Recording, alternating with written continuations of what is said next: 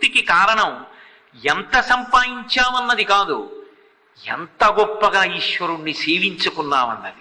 అందుకే త్యాగరాజస్వామి భిక్షాటన కొరకు వెడుతూ ఉంటే మహారాజ ప్రతినిధులు వచ్చి రత్నాలు వేస్తే ఇవి తింటానా ఏమి అని పెంట కుప్పలో పారేసి నిధి చాలా సుఖమా, రాముని సన్నిధి చాలా సుఖమా అని కీర్తన చేసుకున్నారు మహానుభావుడు.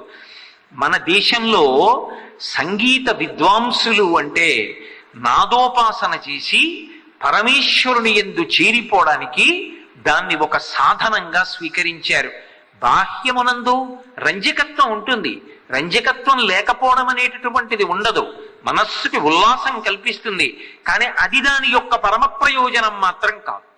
దాని పరమ ప్రయోజనం ఏది? ఈశ్వరుని యందు చేరిపోవుటయే.